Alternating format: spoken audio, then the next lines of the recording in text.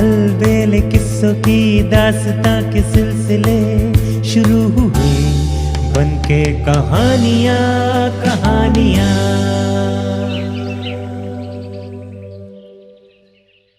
आइए सुनते हैं आज की कहानी सुलाने वाली चिड़िया। एक थे राजा, उनके हाथीशाला में हाथी, अस्तबल में घोड़े थे, स्वर्ण विशिष्ट राजभवन था, संदूक भर के मणिमुक्ता एवं सोने की मोहरें। लेकिन राजा के मन में सुख न था। असल में राजा का मन साफ नहीं था। मन में हिंसा की भावना थी। सब समय यही सोचते रहते कि किसके पास से क्या छीन लूं, किस राजा के राज पर चढ़ाई कर उसकी धन संपदा लूट ली जाए। दान धर्म के मामले में वे अत्यंत कंजूस थे। विपत्ति में पड़ने पर जब प्रजा उसके पास रोकर आती तब वो उसका हृदय नहीं पिघलता। राजा मिजाज से चिड़चिड़े थे। कारण ये था कि उनको रात में जरा भी नींद नहीं आती थी। सारी रात आंखें खोलकर आसमान के तारे गिनते, उसके बाद भोर में उस संख्या को कागज में लिख लेते। इसी प्रकार जो तारे उन्होंने गिने थे उसका कोई हिसाब नहीं था। राज्य के पंडित डर डर के जी रहे थे। कारण राजा ने उन्हें कह दिया था कि जब वे स्वस्थ हो जाएंगे, जब वे फिर रात में सो सकेंगे, तब पंडितों का काम होगा उन संख्याओं का योग करना। तभी पता चलेगा कि आसमान में कितने तारे हैं। लेकिन राजा के स्वस्थ होने की कोई आसार नजर नहीं आ रहे थे। माथे में फूलने लगे बिस्तर पर चमेली का इत्र छिड़कने अथवा बर्फ के जल में भिगोई पट्टी लगाकर पंखे से हवा करने से भी कोई लाभ नहीं हो रहा था। कोमल तकिए पर सिर रखकर सारी रात राजा डबडबाई आंखों से आसमान को निहारते रहते। हालांकि दोपहर में भात खाने के बाद बिस्तर में लेटने पर थोड़ी सी नींद आ जाती थी। इसी तरह दिन पर दिन रात में न सो पाने के कारण राजा अस्वस्थ नहीं हुए थे, पर चिड़चिड़े बहुत हो गए थे। इसी प्रकार उनका राजकाज चल रहा था। इसी बीच एक दिन राजा का जन्मदिन आया। देश विदेश से अनेक अतिथि आए। नाना प्रकार के आकर्षक उपहार ले वे आए थे।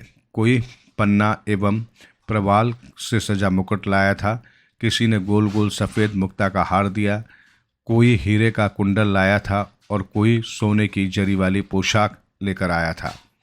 प्रजागण भी अपने सामर्थ्य के अनुसार कुछ न कुछ उपहार राजा के लिए लेकर आए थे। ऐसे कीमती उपहारों को पाकर राजा उस दिन बहुत खुश हुए। राज्यसभा में बैठक कर सभासदों के साथ हंसी मजाक कर रहे थे। उसी समय वहाँ एक ब्राह्मण पंडित उपस्थित हुए। देखने में सुंदर, साफ धोती चादर पहने हुए थे। राजा को हाथ जोड़कर प्रणाम कर वे खड़े रहे। राजा ने पूछा, क्या बात है, क्या चाहिए? पंडित बोले, महाराज, आज के शुभ दिन मेरी आपसे कुछ प्रार्थना है। प्रार्थना का नाम सुनते ही राजा की भुक्ति टेढ़ी हो गई। फिर भी शांत भाव से बोले, क्या प्रार्थना है, सुनूं जरा। पंडित बोले, महाराज, हमारे गांव में एक भी पाठशाला नहीं है। एक पाठशाला की बहुत ज़रूरत है। छोटे छोटे बच्चियां नदी पार कर पास के गांव में पढ़ने जाते हैं। शीत, ग्रीष्म, बरसात में, आंधी तूफान में उन्हें अत्यंत मुसीबतों का सामना करना पड़ता है। आप यदि सहायता करें तो गांव में एक छोटी सी पाठशाला बनवा सकता हूं। एक तो राजा का जन्मदिन, उस पर विदेशी मेहमान वहां उपस्थित थे, इसलिए राजा पंडित को निराश नहीं लौटा सके। मंत्री को बुलाकर निर्देश दिया कि पंडित को 100 मोहरें दे दे। राजा की जय जयकार करते हुए पंडित विदा हुए। लेकिन राजा के मन में खुदबदी लग गई। 100 मोहरें चले जाने के दुख में उनके लिए जन्मदिन का आनंद फीका पड़ गया। सारा दिन आमोद प्रमोद में गुजरने के बाद शाम हुई। सूर्य के डूबते ही राजा का मिजाज खराब हो जाता था। थोड़ी देर के बाद ही तो रात आ जाएगी और रात का मतलब सारी रात जागना। लेकिन कुछ करने को नहीं था। एकदम सफ़ेद बिछवने पर राजा के सोने की व्यवस्था कर दास दासी विदा हुए। विशाल राजमहल में शांति छा गई। हर प्रहर में डोडी में लगे घंटे का स्वर और राज प्रहरियों की आवाज़ के अलावा और कोई शब्द नहीं। तकिए पर सिर रखकर राजा लेटे हुए थे। तारों की गिनती शुरू नहीं हुई थी। मन ही मन प्राप्त उपहारों की गणना एवं उनका मूल्य निर्धारण कर रहे थे। कितना लाभ हुआ, कितना नुकसान, इसका हिसाब लगा रहे थे। उसी समय हठात सुनाई पड़ी एक चिड़िया की सुरीली आवाज़। राजा अवाक, इतनी रात को कौन सी चिड़िया सुरीली आवाज निकाल रही है? बसंत का समय था। खुली खिड़की से फुर फुर दक्षिण की हवा आ रही थी और उसी के साथ आ रही थी चिड़िया की सुरीली आवाज। राजा समझ गए कि उनके बगीचे में कहीं बैठकर चिड़िया सुरीली आवाज में गा रही है। किसी पक्षी की आवाज है, वे समझ नहीं सके, पर उसकी आवाज उन्हें अत्यंत मीठी लगी। पक्षी की सुरीली आवाज सुनते सुनते राजा का सारा हिसाब गड़बड़ा गया। उसके बाद राजा हिसाब करने की बात भूलकर चिड़िया का सुरीला गाना सुनने लगे। धीरे धीरे राजा की दोनों पलकें भारी होने लगी और उन्हें नींद आ गई। सुबह का प्रकाश शरीर पर पड़ते ही राजा धड़क धड़ाकर उठ बैठे। वे आश्चर्यचकित रह गए। सारी रात गहरी नींद सोए थे। खैर, अंततः राजा का अनिद्रा रोग दूर हुआ। अत्यंत प्रसन्न होकर वे स्नान करने गए। 3 रातों तक ऐसा ही चलने पर हठात राजा के मन में विचार आया कि कहीं उस पक्षी की सुरीली आवाज सुनकर ही मुझे नींद नहीं आई है क्या? तब तो उस पक्षी को पकड़कर लाने से ही मेरी समस्या दूर हो जाएगी। पिंजरे में उसे डाल दूंगा, वो सारी रात अपनी सुरीली आवाज के गीत गाएगी और सारी रात मैं आराम से सोऊंगा। उन्होंने तुरंत मालियों को पक्षी को पकड़ने का आदेश दिया, लेकिन सारा बगीचा छान मारने के बावजूद बुलबुल, गोरैया, देओल एवं अन्य अनेक पक्षी दिखाई दिए, पर उस पक्षी का कुछ पता नहीं चला। वो पक्षी निश्चित रूप से उड़कर कहीं और चला गया था। उसे अब पकड़ा नहीं जा सकेगा, ये सोचकर राजा हताश हो गए। कुछ दिनों के बाद राजा को गीत सुनने के लिए वो पक्षी फिर से आया। उस दिन राजा का मन बहुत दुखी था। उस वर्ष राज्य में सूखा पड़ा था, फसल की उपज नहीं हुई थी। इसलिए किसान लोग राज्यसभा में विनती करने आए थे कि राजा इस साल का लगान माफ कर दे, वरना भुखमरी की नौबत आ जाएगी। सुनकर राजा गुस्से से लाल हो गए। इससे पहले कि राजा उन्हें गर्दन से धक्का देकर बाहर निकाल देते, मंत्री ने राजा के कान में कहा कि इन किसानों में डर की भावना नहीं है, इन्हें प्राण जाने का भय नहीं। आप इन्हें भगा देंगे तो ये पड़ोसी राजा के साथ मिलकर आपके विरुद्ध षड्यंत्र करेंगे। उसके बाद यदि पड़ोसी राजा हमारे राज्य पर आक्रमण कर दे तो हमारा बहुत धन बर्बाद होगा। इससे बेहतर है कि इनका इस साल का लगान आप माफ कर दें। आंखें तरेर कर राजा ने मंत्री को देखा, परंतु उसकी बातों को उड़ा देने का साहस नहीं जुटा सके, कारण मंत्री बूढ़ा एवं अत्यंत अनुभवी था। किसी तरह अपने गुस्से को काबू में रखकर राजा ने आदेश दिया कि इस साल का लगान माफ किया जाता है। किसान राजा की जय जयकार कर वापस लौट गए। उस दिन रात में राजा अपने बिस्तर पर लेटे लेटे हिसाब लगा रहे थे कि किसानों का लगान माफ करने पर उन्हें कितने रुपए का नुकसान हुआ है। ठीक तभी उन्हें उस पक्षी का मीठा गीत सुनाई दिया। हड़बड़ाकर राजा खिड़की की ओर दौड़े। अंधकार में आंखें फाड़ फाड़ कर चारों ओर देखा एवं ये समझने की कोशिश की कि चिड़िया किस पेड़ पर बैठकर गा रही है, लेकिन उन्हें कुछ समझ में नहीं आया। निराश होकर राजा बिस्तर पर लेटकर चिड़िया का मधुर गाना सुनने लगे। सुनते सुनते राजा को नींद आ गई। एक ही नींद में रात कट गई। राजा को अब ये बात अच्छी तरह समझ में आ गई थी कि उस चिड़िया के गाने से ही उन्हें नींद आती है, लेकिन उस पक्षी को पकड़ने का कोई उपाय वे नहीं कर पा रहे थे। उनके जैसा एक पराक्रमी राजा एक छोटे से पक्षी को काबू में नहीं कर पा रहा था, ये सोचकर उनका मन भारी हो गया। दिन बीतने लगे। राजा को राजकाज में मन नहीं लग रहा था। सब समय सिर्फ उस चिड़िया की बात सोचते रहते। इसी बीच खबर आई कि राज्य के उत्तरी क्षेत्र के कुछ गांव में महामारी फैल गई है। बड़ी संख्या में लोग अस्वस्थ हो गए हैं। खबर सुनकर राजवैद्य का मन छटपट करने लगा।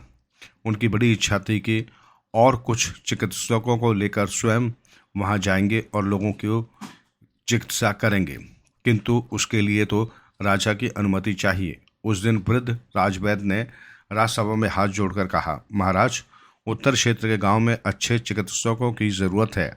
आप यदि अनुमति दें तो मैं और कुछ चिकित्सकों को लेकर वहां जा सकता हूं। ठीक है, जाइए, राजा ने अनमनस्क होकर कहा। कुछ साहस करके राजवैद्य ने कहा, गरीबों की दवा, पथ्य आदि के लिए कुछ व्यवस्था तो करनी होगी। 500 स्वर्ण मुद्राएं मिल जाती तो अच्छा होता। अनमनस्कता की अवस्था में राजा ने झोंक में कह दिया, ठीक है, ले जाइए।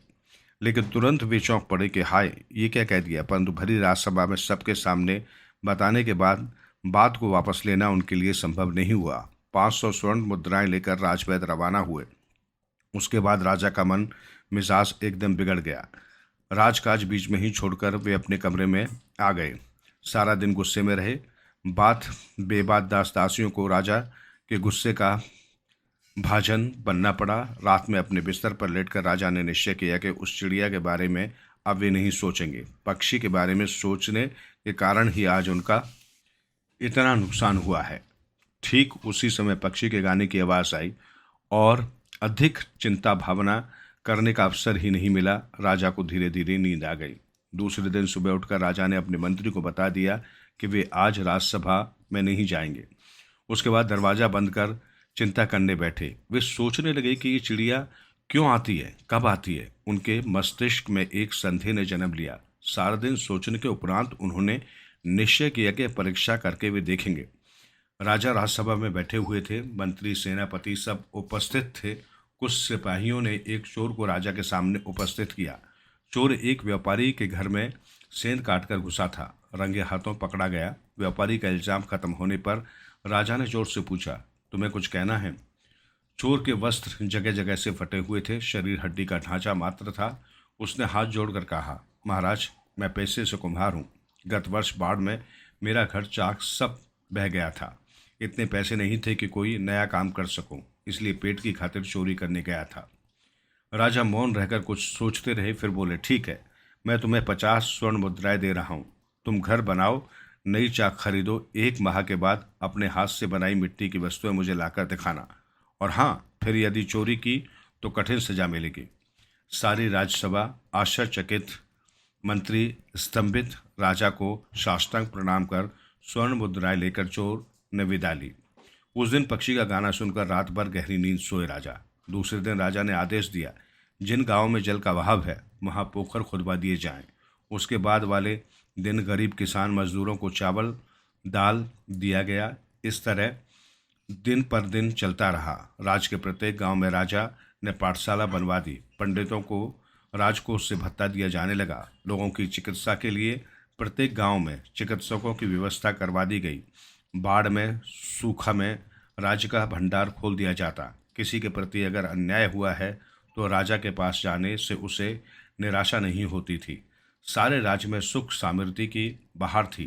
प्रजागणों के मुख पर हंसी एवं सर्वदा राजा की जय जयकार होती रहती थी।